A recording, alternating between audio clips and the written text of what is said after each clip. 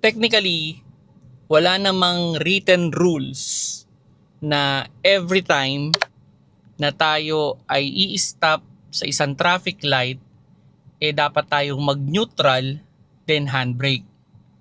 Okay lang din naman na mag-stay lang tayo sa drive, then umapak sa preno. Pero ito ay didepende pa rin sa driver kung saan siya mas komportable.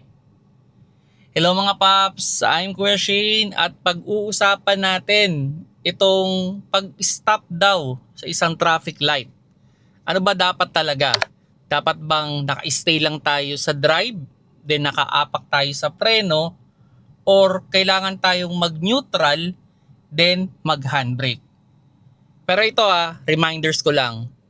Kung saglit lang naman yung paghinto ninyo, huwag na ninyong ilalagay sa park. Kasi may mga new driver dyan na every time na humihinto, kahit saglit lang o nasa stoplight man, nilalagay na nila sa park. Huwag ninyong gagawin yun. Pwedeng mabilis masira yung inyong shifter at yung inyong transmission. Okay, so ngayon, i-discuss naman natin ano nga ba ang dapat. Sabi ko nga, wala namang written rules regarding dito, no? And hindi rin naman mag-overheat ang sasakyan mo kahit naka-stay ka sa drive, then nakaapak ka sa preno, or naka-neutral ka man and naka-handbrake. Ako, ito yung personal rules ko, no, sa sarili ko. So sabi ko nga, didepende talaga ito sa driver. Kung alam ko yung traffic light is less than a minute lang naman, yung pag-stop ko, I considered na mag-stay lang ako sa drive, then apak lang ako sa preno. Ang idea ko kasi dito, para hindi naman ma-stress up yung aking shifter. Kasi ganito yan. Kung paulit-ulit ninyong sinishift yung shifter ninyo, there's a big possibility na tumaas din yung wear and tear niyan. Diyan na yung may mga nakaka-experience na hindi na mag-disengage sa park yung kanilang shifter kasi nasira na yung bushing, or naka-stay lang sa neutral, hindi na nila mailagay sa drive or reverse or park kasi nga natanggal na yung kanilang bushing. So yun lang naman yung sa akin, ano. So kung traffic light lang naman yan, saglit lang, well, stay lang ako sa drive, then apak lang ako sa preno.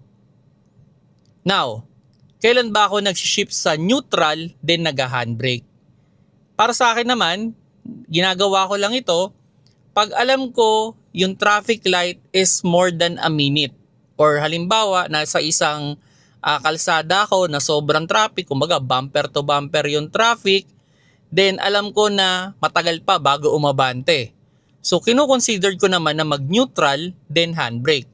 Ang idea naman dito para naman makapagpahinga yung paa natin. Kasi ganito yan, okay.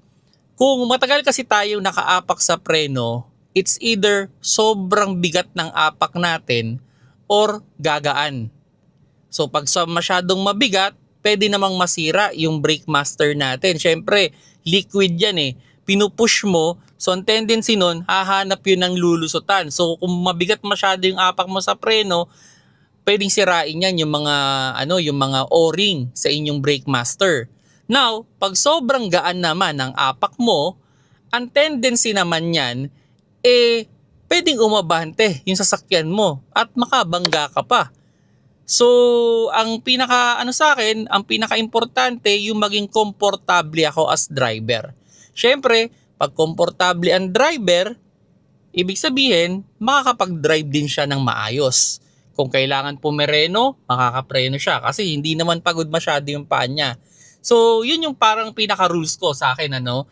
Kung alam ko more than a minute, okay, neutral and handbrake tayo. Pero kung alam ko naman na less than a minute, edi considered ko na mag-stay lang ako sa drive, then preno. So again, wala namang masisira dyan. Created yan na ganyan. Tinest na ganyan yan. Kaya hindi yung sasabihin ng iba, masisira yung transmission kasi naka-drive ka tapos naka-brake ka, parang pinipigilan mo yung takbo. O yung iba naman, mag-o-overheat yan, mag-neutral ka tapos mag-handbrake ka, baka mag-overheat yung kotse mo niyan. Walang masisira dyan. Either of the two, walang problema. Mag-set lang kayo ng rules kung saan kayo pinaka-komportable. Pero hindi rin recommended na paulit-ulit nyo naman na ilagay sa neutral, drive, neutral, drive, neutral, drive. May stress up din yung inyong transmission dyan tsaka yung inyong shifter. Kung paulit-ulit silang nagdi-disengage and engage. So, yun lang yung pinaka-reminders ko sa inyo, no, as a driver. Yun nga, ang wag nyo lang gagawin, pag yung nandun kayo sa loob ng kotse, tapos nakahinto lang naman kayo ng saglit, ilalagay nyo pa sa park. Marami yan, maraming new driver na ginagawa pa rin yan. Kasi sabi, hindi kasi tumatakbo pag nasa park eh. Yes, hindi ka nga tatakbo. Pero ang tendency nun, pwedeng masira naman yung shifter ninyo. So hindi magtatagal yung inyong sasakyan o yung inyong shifter bushing. Makaka-experience kayo dyan ng pagkasira.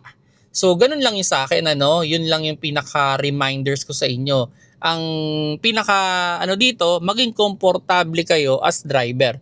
Kung saan kayo mas komportable, yun yung sundin ninyo. So walang written rules regarding dito.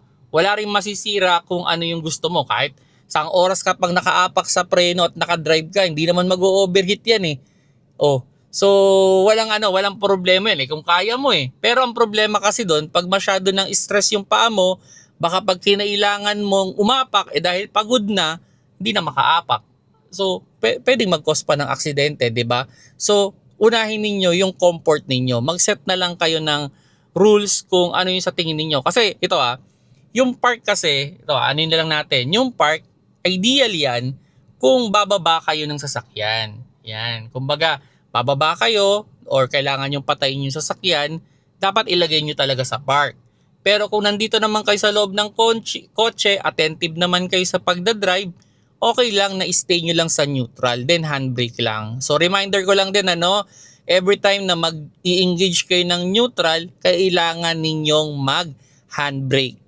Kasi pag hindi kayo nag-handbrake, yung ating transmission o yung gulong kasi natin, mapi-pre-wheel yan. So pag na-pre-wheel yan, kung medyo pababa o paahon yung kalsadang napaghintuan ninyo, nakalimutan ninyong mag-handbrake, aatras yan or aabante. So delikado. So yun naman yung pinaka-reminders ko. Kung mag-i-engage kayo ng neutral, siguraduhin ninyo na naka-properly engage ang inyong handbrake para wala kayong maging problema sa kalsada. Ito, salamat pala dun sa nag-question nito, thank you do sa mga nagko-comment, sa mga nagtatanong at nagbibigay pa ng another information. Maraming salamat sa inyo. I highly appreciate. Then, kung meron kayong mga tanong pa na related sa automatic na pwede kong ma-discuss, comment down below nyo na lang at pwede nyo itong i-share sa mga new driver dyan o sa mga mag-aaral pa lang para naman mas maging knowledgeable pa sila sa pagdadrive ng automatic. Kung nagustuhan nyo yung video, paki-like at pwede na rin paki-share this video.